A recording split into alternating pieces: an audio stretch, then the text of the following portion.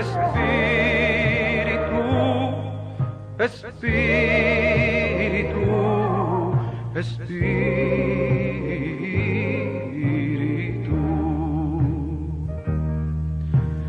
Deja tu agua viva entre mi alma correr. Deja tu Espíritu Santo que tome control de cada situación que cause confusión. Todas mis aflicciones yo entrego a ti.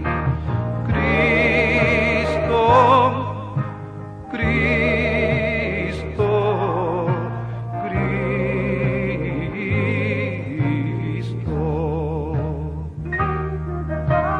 Padre, Padre, Padre.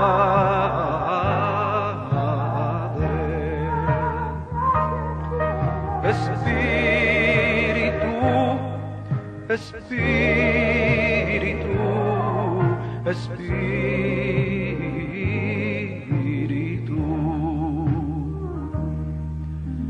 Ven Espíritu Santo y toma control.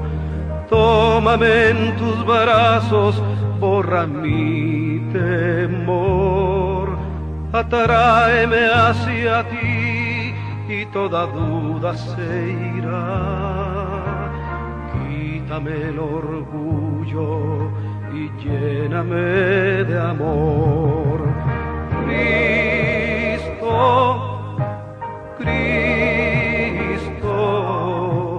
Cristo. Gloria al Señor. Muy buenos días, amada iglesia. En este día les saludamos con todo nuestro deseo para que usted también sea bendecido a través de esta programación que es Tendencias de Nuestro Tiempo, que llega a usted los lunes, miércoles y viernes a esta misma hora, en el cual deseamos que su vida sea prosperada, su vida sea bendecida espiritualmente. Ese es nuestro mayor anhelo, que usted sea altamente bendecido con la palabra que aquí se dirige.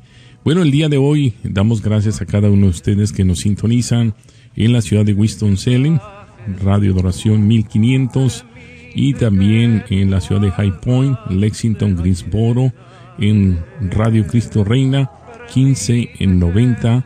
También saludamos a nuestros hermanos en Nueva York y queremos saludar a nuestro hermano Gamaliel, que siempre retransmite esta programación en esta estación FM. Y también queremos saludar a nuestra hermana desde Brentwood, Nueva York, a nuestra hermana que envía saludos, nuestra hermana Esperanza Humana Iris, en el cual siempre está en sintonía de esta programación igualmente. Bueno, queremos ya dar paso a lo que es la conclusión de esta bendita enseñanza del apóstol Pablo a nuestro hermano Tito. El día de hoy el pastor Natividad Ramos desde Monterrey ya está preparado para continuar con esta preciosa enseñanza el día de hoy.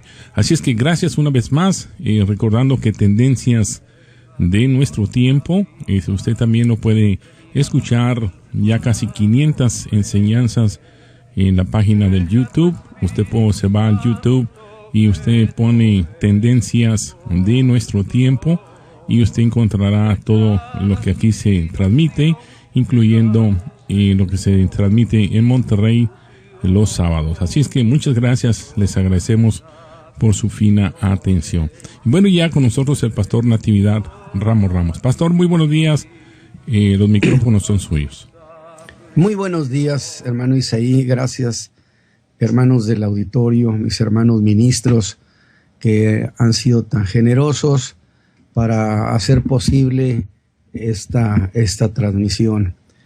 Verdaderamente, bueno, el día de hoy es el segundo mensaje sobre esta carta de Tito en el capítulo 3 y ya de esta manera estaremos terminando. Llegamos al final de esta carta muy breve que a mí me gustaría en cierta manera ponerle en perspectiva. Es decir, el apóstol Pablo envía a Tito, un joven colaborador igual que Timoteo, a este lugar de la isla de Creta, donde había un buen número de iglesias, pero que tenían muchas cosas que corregir. Y el apóstol prácticamente, veámoslo así, puso frente a los ojos de Tito de manera particular: mira, Tito, este son los problemas que aquí hay.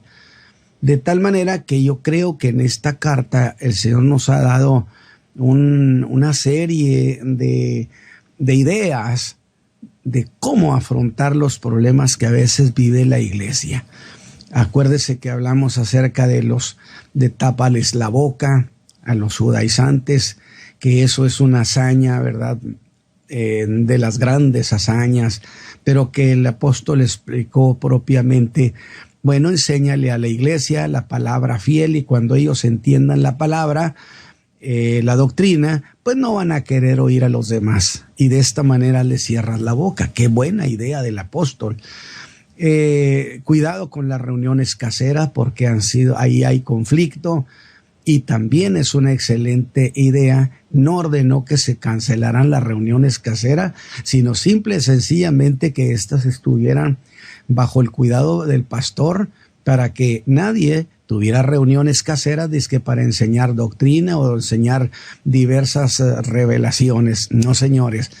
Todo es lo que es el cuerpo de fe está a cargo del pastor.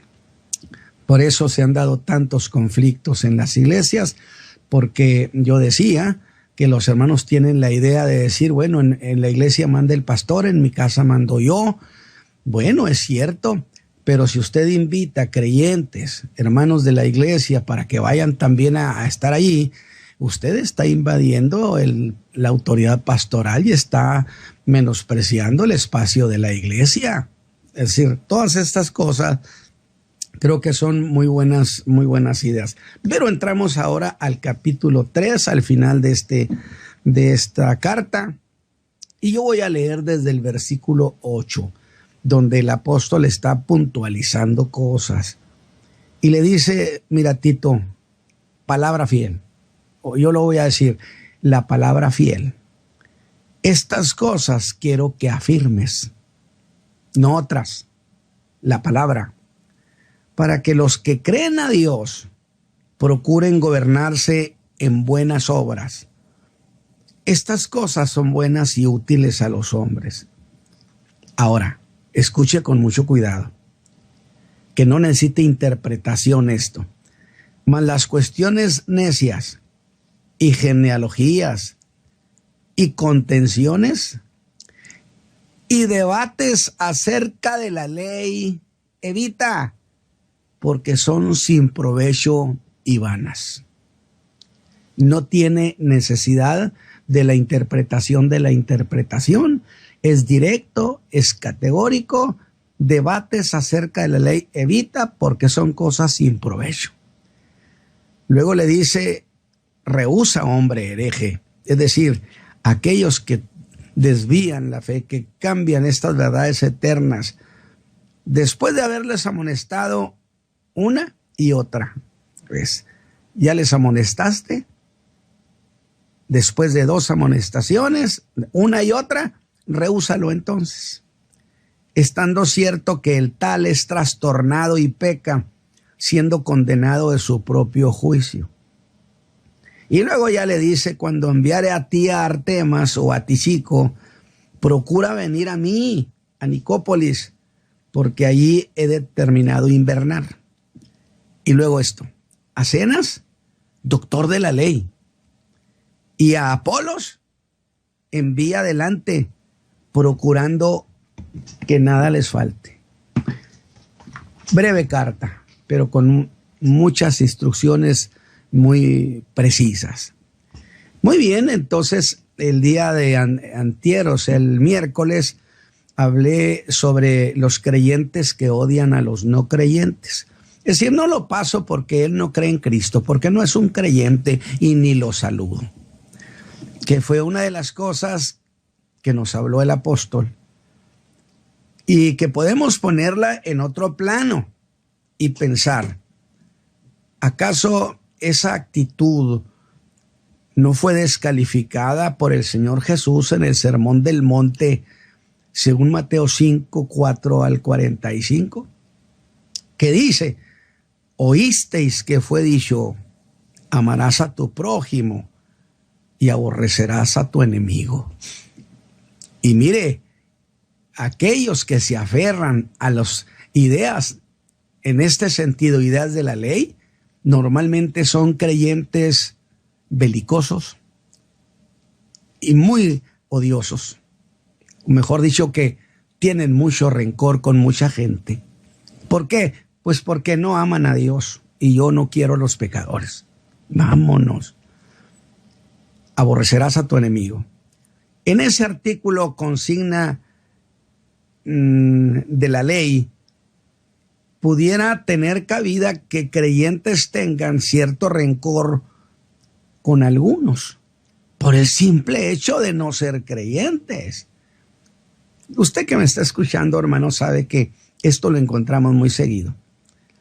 Digo, la gente que se siente súper santa y que por consecuencia ni el saludo le da a los que no creen en Cristo.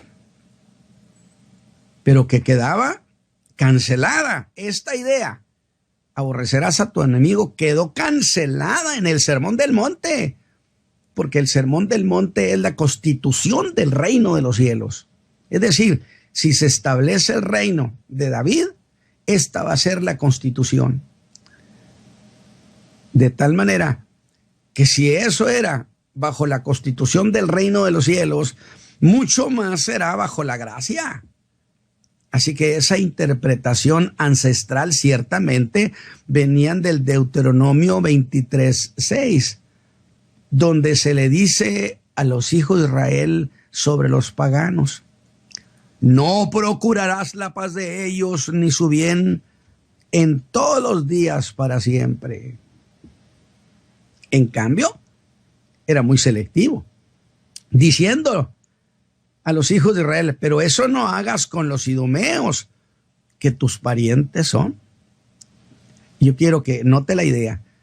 Luego, amar a los parientes sí es lícito, pero a los que no son nuestros, todo el mal posible. ¿Dónde encaja usted eso en el Evangelio de la gracia de Jesucristo, hombre? Pero Jesús ha llegado. Está dando el Sermón del Monte.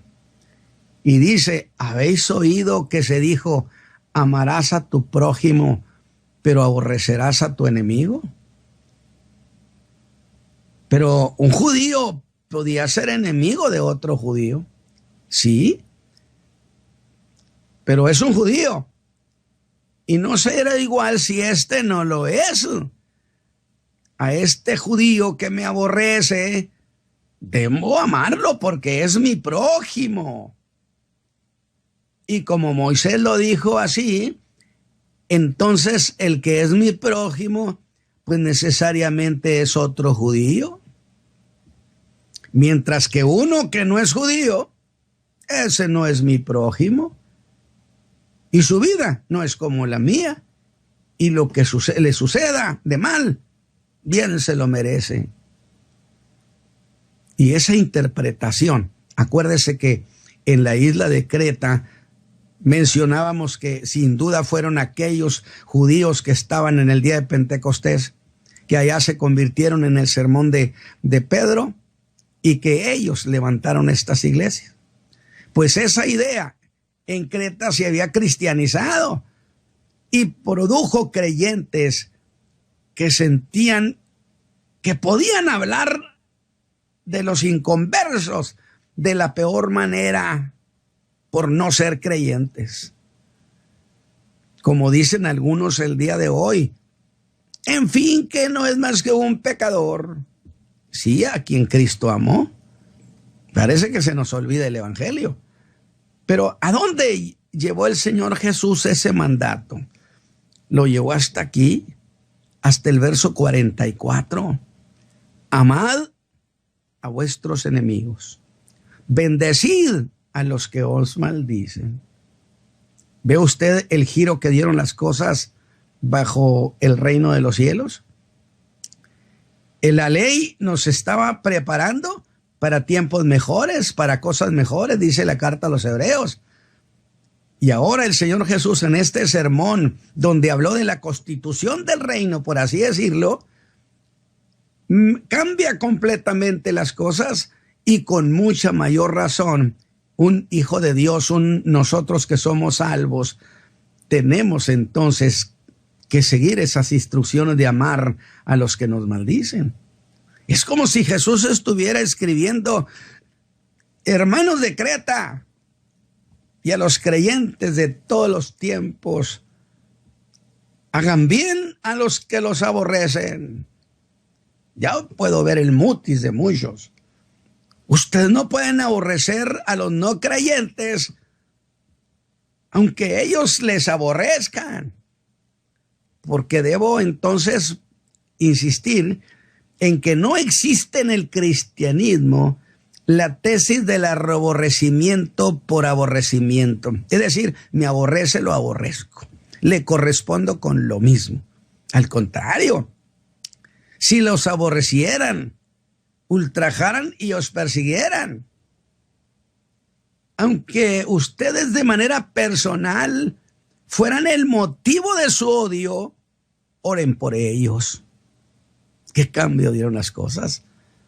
Y yo creo que este mandato del Señor Jesús se olvida, se ignora mucho entre los creyentes en la iglesia cristiana. Así que esas formas de pensar en los resultados, por un lado de los maestros de la circuncisión y por otro lado la cultura griega, que señalaba, ¿verdad?, que perdonar, que tener misericordia no era una virtud, sino un defecto. Yo le pregunto, ¿quiere usted una iglesia así? ¿Representan ellos, los que así actúan, representan los hermanos que hacen así a lo que es un verdadero creyente? No hay duda que estas iglesias eran únicas en ese sentido. ¿Y eso cómo se cura?, diría Tito. Bueno, insiste Pablo y dice: la palabra fiel, enseña la palabra fiel, afírmalos en ella, porque siendo enseñados en la sana doctrina y habiéndola aprendido, ellos se hacen solidarios con ella. Y entonces van a ser amables y van a tener mansedumbre. Y luego, para cerrar la pinza sobre esos hermanos de la isla de Creta, les da una buena razón para ser amables. Y porque tienen que tener mansedumbre, y lo hace en el verso 3, y es esta: nosotros también éramos en otro tiempo insensatos, rebeldes, extraviados. Algo así como: ¿de qué te quejas? Pero todo eso cambió porque se manifestó la bondad de Dios nuestro Salvador. Nos salvó. Entonces, en nada éramos diferentes a los que ahora nos parecen despreciables, deplorables. Así que el apóstol le ha señalado a Tito otra cosa más que tiene que corregir. Y lo hace sin dejar de tener en mente, frente a sus ojos, no solo a los que enseñaban cosas vanas a la iglesia, sino a los mismos creyentes que seguían sus enseñanzas y las defendían. Yo dije que muchos creyentes, cuando son atraídos por esas gentes, se convierten en los más feroces defensores de esas personas y de las ideas que ellos representan. Tito preguntaría otra vez: ¿y eso cómo se corrige? De nuevo el apóstol ensalza la doctrina que es el cuerpo de fe, Cristo explicado doctrinalmente, doctrina que salva y que cambia al hombre. Y le dice: palabra fiel es esta. Y en estas cosas quiero que insistas con firmeza. ¿Qué quiere decir? busca que se afirmen fuertemente a esta cosa los hermanos. Le ordena a Tito desatender todos los asuntos que no tengan el calificativo de lo que es verdadero y eterno. Predica de tal manera que logres que los hermanos lleguen a tener muy claro lo que vale la pena, a lo que vale la pena darle importancia y aquellas cosas que hay que abandonar. Porque Pablo estará planteando esto deséchalo, esto no lo sigas. Y le dice a Tito, afirma estas cosas porque son ciertas y dignas de crédito. Pero afírmalas con osadía, Tito. ¿Qué es lo que el apóstol Pablo quiere lograr con esto? Bueno, él está pensando en los que han creído. El apóstol Pablo no escribe para los no creyentes. Sus cartas son para los creyentes. Corrige cosas que están en los creyentes. Y dice, para que los que han creído en Dios procuren ocuparse en buenas obras. Y termina, porque estas cosas son buenas y útiles.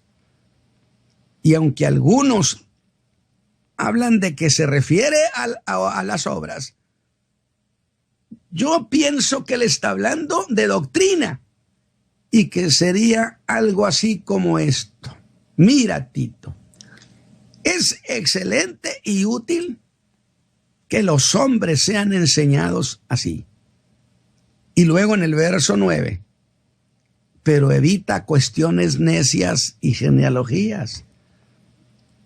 Mucho creyente le dedica tiempo, mucho tiempo, horas a discusiones de genealogías, de cosas fantasiosas que son verdadera necedad. Y evita las contenciones y discusiones acerca de la ley. Por eso yo decía, cuando Pablo le dice, tápales la boca a estos, pues la pregunta que saltaba a la vista era, ¿y eso cómo lo puedo hacer? ¿Cómo voy a callar a estos señores que son habla vanidades, que no tienen fin? Entonces Pablo dice, tranquilo Tito, enséñales a los hermanos, a los miembros de las iglesias, que los pastores les enseñen la fe, que les expliquen el cuerpo doctrinario, y ellos le van a perder el sabor a esas narraciones vanas, porque son vanas y sin provecho.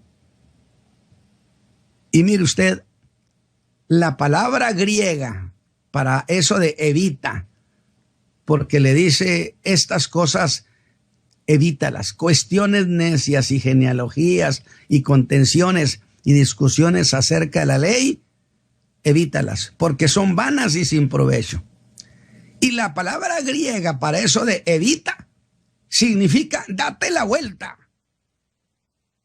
¿Qué le parece?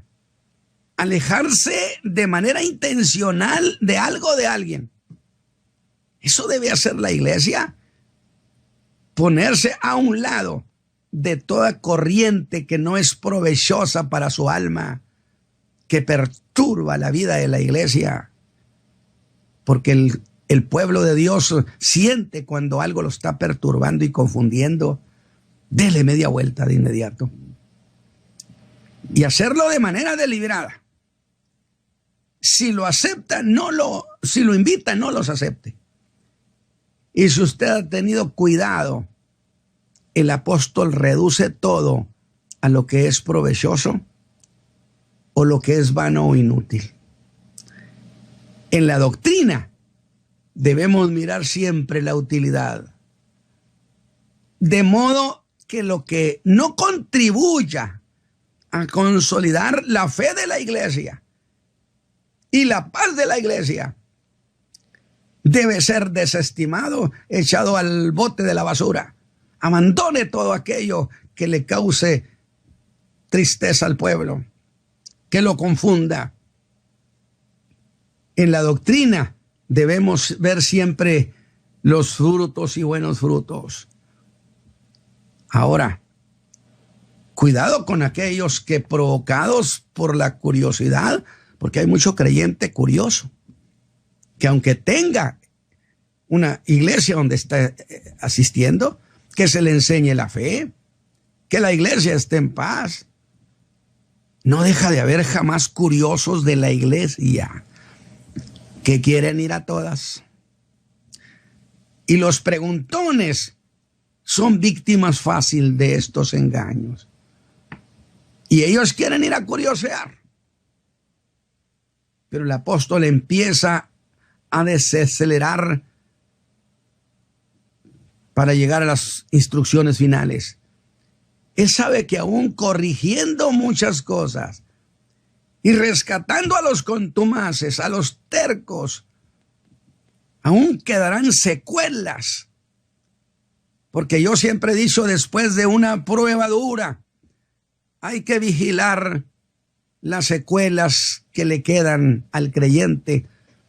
Porque cuando Dios nos somete a un tiempo difícil, después de que todo ha terminado, tenemos que quedar sin daños morales ni espirituales. A eso se le llama tener victoria plena y no quedar todo lesionado y dañado. No, señores. Pues el daño había sido grande. Quedarían algunos que aprovecharían la ocasión para seguir causando divisiones. A estos, el apóstol les dice que intente ayudarlos, amonestándolos solo hasta 2 veces. Y si no se corrigen, entonces los haga a un lado de la iglesia, porque la van a dañar, porque serán señal cierta que el tal es un pervertido en su fe.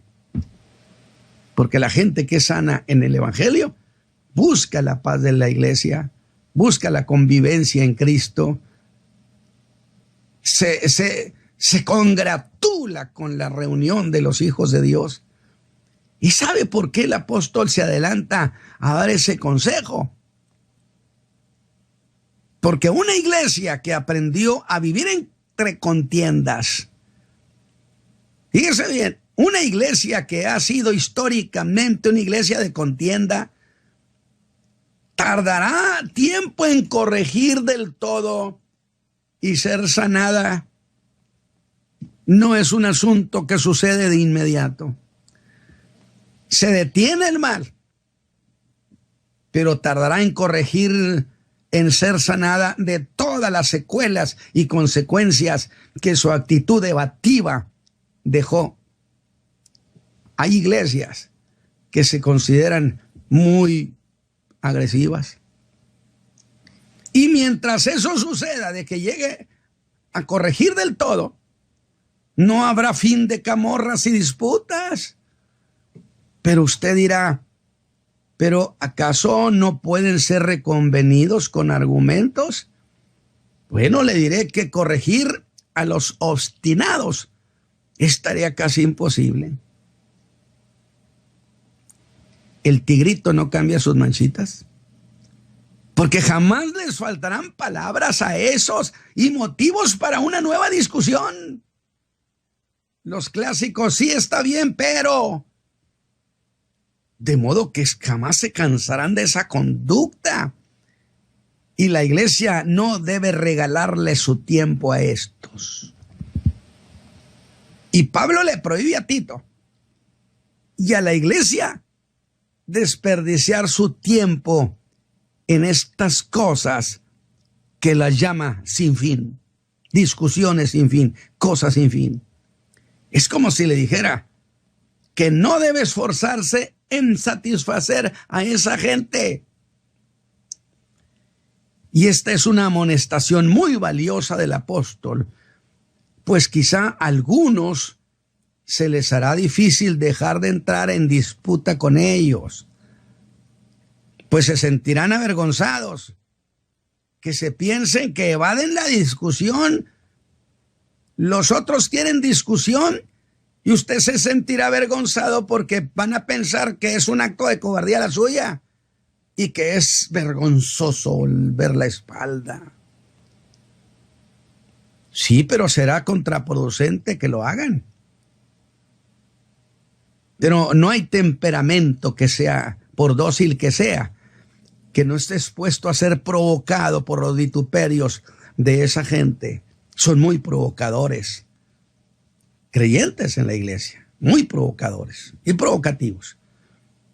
Y aún pensarán equivocadamente, ¿cómo es posible que nadie me responda? Y si esto que el apóstol dice sobre esto lo ponemos en otros términos, diremos que el apóstol está prohibiendo que la iglesia pierda su tiempo en estas cosas. Alguien le llamaba los quitatiempos. Y mire que es muy cierto, hay creyentes quitatiempos, que bien hace el otro creyente en no oírlos. Y entonces usted dirá, pero entonces debe dárseles el espacio y las facilidades para que hagan su trabajo de maldad. Yo no he dicho eso. Pero a eso se les detiene si la iglesia cierra sus oídos a ellos. Y este es el trabajo del pastor: enseñar a su pueblo a cerrar sus oídos a ellos. Pero ese trabajo se logra si se enseña a la iglesia las riquezas de la fe con precisión. Por eso esa exigencia que el que es pastor, el que preside al pueblo, sea un verdadero conocedor profundo de la fe. Y cuando él enseña, entonces el creyente le toma sabor a la palabra, a la doctrina sana, y ahora viene un cambio. Y digo, ay, hasta que por fin Pablo pasa de condenar a ese gran número de contumaces, tercos. Son tercos crónicos, históricos. En la iglesia siempre hay esos tercos históricos, crónicos, incorregibles, de siempre, que a veces se les ayuda solo al buen morir. Tanto a los falsos maestros como a muchos creyentes que estaban enajenados por sus enseñanzas y que hacían dura defensa en la iglesia a favor de ellos. Tanto que parecía ser lo único que había en esas iglesias. Solo muchas cosas que corregir. Pero Cristo murió por la iglesia y bien vale la pena que no nos desanimemos, que nos esforcemos, que no ahorremos inversión en ellos. Si logramos ayudar y rescatar y poner de pie y en ruta a los hijos de Dios, estaremos haciendo una gran tarea solidaria con el que murió por su pueblo. Pero ahora nos hace ver a otro lado y eso nos alegra. El de muchos otros líderes de la iglesia a quien el Señor estaba usando. Decía el hermano Isaí en la repetición de un mensaje que pasó antes de mí, que quedaban 7,000, que Dios siempre se reserva un pueblo. Y siempre habrá gente que ama al Señor en el cuerpo de Cristo. En medio de todo eso, tiene pueblo el Señor. Y los usa. Y que eran una bendición para la iglesia. Y que eran bendición para el mismo apóstol. Y entonces saca de su corazón deliciosos elogios. En palabras muy personales, le hace a Tito 2 encargos. Usted, hermano, ya desaceleró usted también. Sí, es que ya estamos por terminar esta carta. Y quiero ver a Pablo. Primero, le dice que lo visite. Y segundo, que cuide con mucha diligencia a 2 consiervos. Qué interesante. En el primer caso, ese de apresúrate a venir a mí en Nicópolis, lo cual está condicionado a que le envíe allí a Creta, envíe a Artemas o a Tíquico. Ahora, ¿y quién era Artemas? Pues no lo sé, Dios lo sabe. ¿Por qué me voy a preocupar? Pero es como el elogio al soldado desconocido, porque lo está recomendando, está hablando bien de él. Porque sí podemos asegurar que aunque no sabemos quién fue Artemas, lo que sí deja muy claro Pablo es que era un hombre a quien también se le podía tener confianza. ¿Ve lo que dije yo? Ahora Pablo empieza a sacar gente que sí es confiable dentro del pueblo, que sí hay gente que ama la fe. Y su capacidad de liderazgo, era pastor y maestro, y que este Artemas estaba sin duda bien capacitado. Y usted me dirá, hermano Ramos, ¿por qué dice eso si de él usted no sabe nada?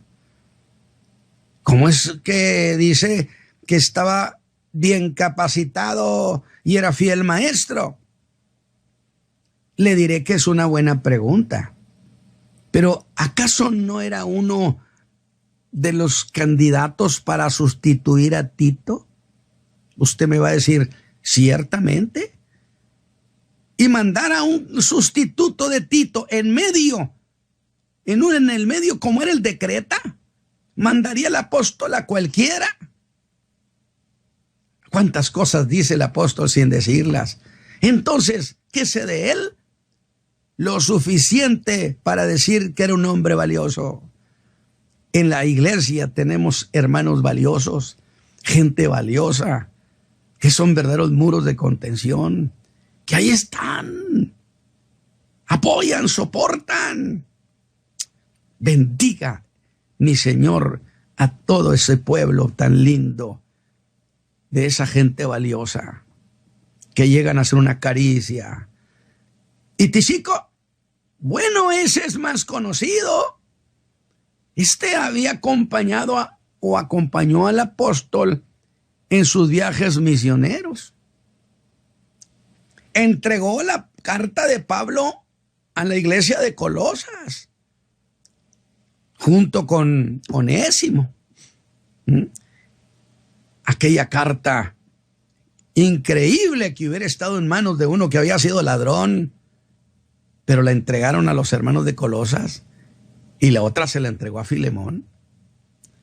Y uno de estos, Tíquico, y es llamado amado hermano y fiel ministro y consiervo del Señor. Digo, ¿sabe cuál es mi emoción esta mañana? Pensar en que a pesar de lo que pasa, de los ataques de las tinieblas, yo le agradezco de veras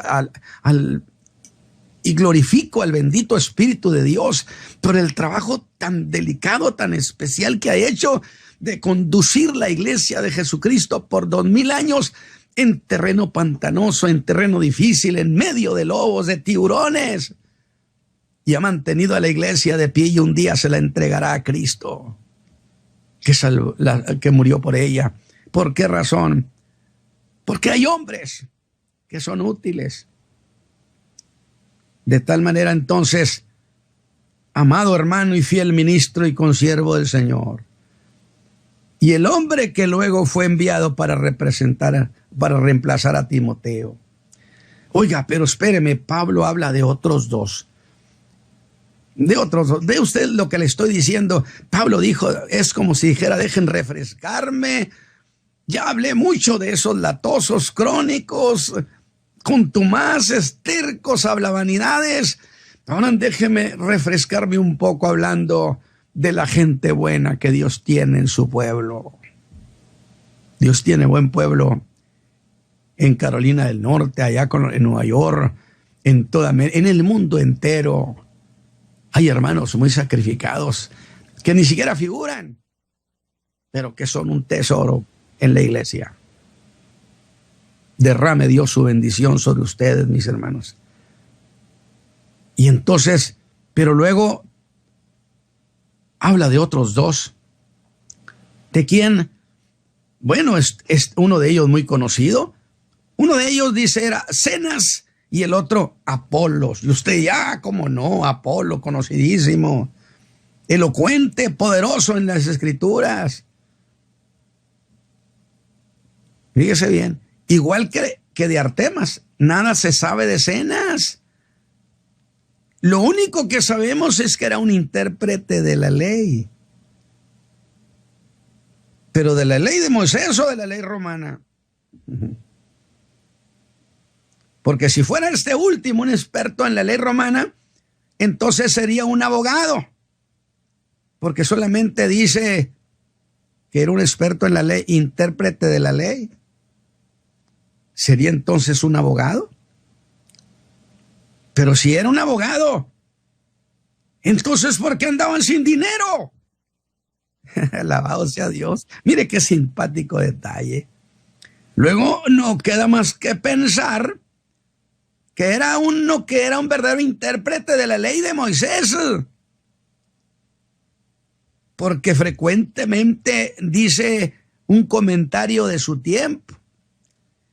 Era muy común, era más común que los intérpretes de la ley de Moisés carecieran más de lo necesario, conocieran más de lo necesario que lo que ventilaban los abogados en las cortes.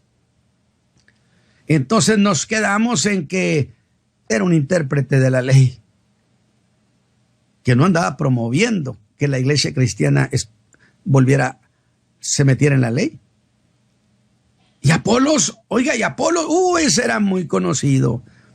Es mencionado más veces en el Nuevo Testamento y siempre con muy buenos comentarios. Qué preciosos cuando de un hombre de Dios los comentarios son bondadosos, de un hombre útil, de un buen hombre de Dios. No gente soberbia, grosera. Era judío y muy elocuente predicador. Este hermano era de Alejandría. Se dice en Hechos 18:24, que por cierto le voy a decir, lo volvieron a invitar a Corinto porque era un predicador elocuente y él no quiso ir. Y yo le digo, bien hecho. No merecían a hombres como esto a veces. Hay iglesias que no merecen. Perdón, no. Es que hay pueblo que sí ama al Señor y entonces por causa de ellos se merecen eso y mucho más de bendición. Pero eso dice que era varón elocuente, poderoso en las Escrituras, instruido en el camino del Señor y ferviente de espíritu, que hablaba y enseñaba diligentemente las cosas que son del Señor. Oiga, pero andaban sin dinero. Eran dos hermanos, muy importantes, pero no traían dinero en la bolsa. Es que estos no conocían la doctrina de la prosperidad, hombre. Alguien dijo eso del apóstol Pablo, pasó hambre porque no conocía la doctrina de la prosperidad. Santo Dios. Y mientras Tito tenía esa tarea en Creta, ellos llegaron. No se sabe a dónde iban, tampoco de dónde venían, pero parece que iban juntos. ¿De dónde venían? Pues quién sabe. Lo que sí puedo entender es que ayudaron a Tito. Esa gente bienvenida. Qué bueno que lleguen a apoyar a la iglesia de Jesucristo. Estos hombres son hombres valiosos, gente valiosa. Así que uno era un experto en la ley, el otro un elocuente predicador. ¿Qué le parece, mi hermano? Qué bonito está terminando esta carta. Pablo dijo, olvídense ya de los latosos, quiero hablar de esta gente, porque sí tenemos mucha gente de la cual podríamos hablar cosas bellísimas, testimonios extraordinarios, que edifican a los hijos de Dios. Pero espéreme, hermano, ¿pero qué tenían en común estos dos? Le voy a decir lo que tenían en común, que los dos andaban sin dinero. Pero ¿cómo lo supo Pablo estando lejos y no lo supo Tito? No lo sé, pero creo que era lo más común, que estos hombres nunca andaban haciendo desfalco en la iglesia. Pues es que no conocían la doctrina de la prosperidad, estos hermanos, y andaban batallando. ¿Pero acaso usted los ve quejándose? No. Estaban detenidos en Creta. Y entonces el apóstol, con la elegancia que le caracteriza, con el estilo sabroso de un ingeniero de la palabra, les dice que le ayuden con dinero a los dos. No, espéreme, ¿no era el lenguaje de Pablo? Mire con qué elegancia le dice a Tito que los apoye económicamente. Le dice: Tito, encamínalos. Y de esta manera estoy terminando esta preciosísima carta, cortita, pero tan llena de detalles. Qué buena idea cuando a los hombres que van en ruta anunciando la fe, apoyando, dijo Pablo: encamínenlos, no los dejen a mitad de camino, ayúdenlos. Gracias a Dios, mis hermanos, entonces, por la bendición de que me concedieron participar, y he terminado esta carta. Luego nos veremos pronto. Que el Señor Jesús me los bendiga. Amén. Gracias, pastor, una vez más por esta bella oportunidad que se nos dio este día, estas 2 semanas, de haber escuchado esta carta tan importante para la iglesia el día de hoy. Tantos titos que podemos hacer, podemos escuchar la palabra del Señor que nos instruye y nos lleva a donde el Señor quiere que la iglesia vaya. Es excelente agradecimiento de parte nuestra el que podamos escuchar estos mensajes que nos llevarán sin duda a hacer las cosas mejores. Cada día aprendemos, y qué lindo que el Espíritu Santo haya hecho estas cosas en el antaño, en el ayer, y el día de hoy también puede ser de grande edificación para cada vida de nosotros. Agradecemos su sintonía a esta programación,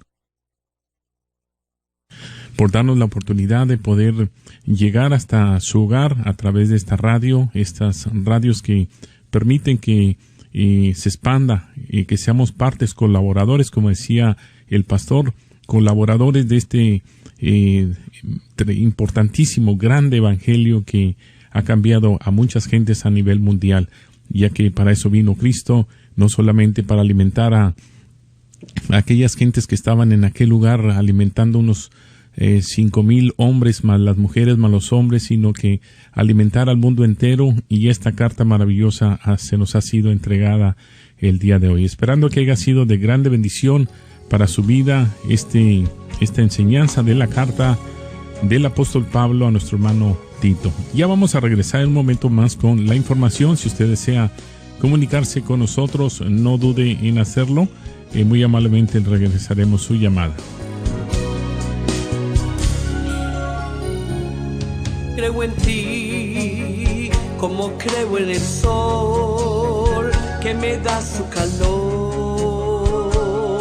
Creo en ti, oh bendito Jesús, pues me das tu amor.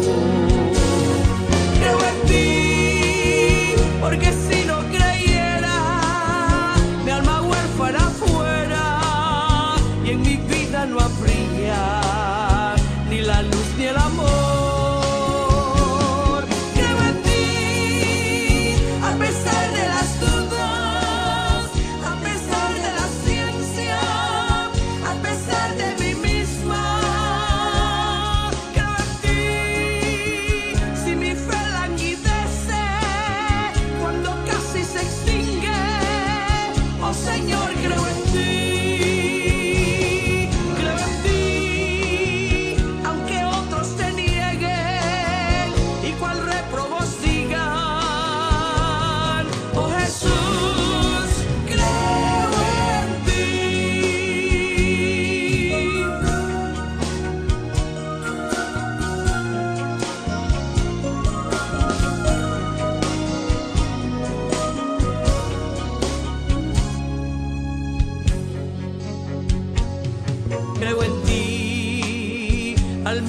las bellezas de tu magna creación. Creo en ti cuando escucho el reír de tu gente feliz. Creo en ti si percibo las penas de los míseros parias que hasta ti se acercan en sus ansias de amor. Creo en ti, pues me diste tu mano cuando yo estaba sola en tan densas tinieblas. Creo en ti, porque tú eres el fuego que calienta mi alma con tu amor sin igual. Creo en ti, aunque otros se burlen y un iluso me juzgue. Oh Jesús, creo en ti. Oh Jesús, creo en ti. Oh Jesús, creo en ti.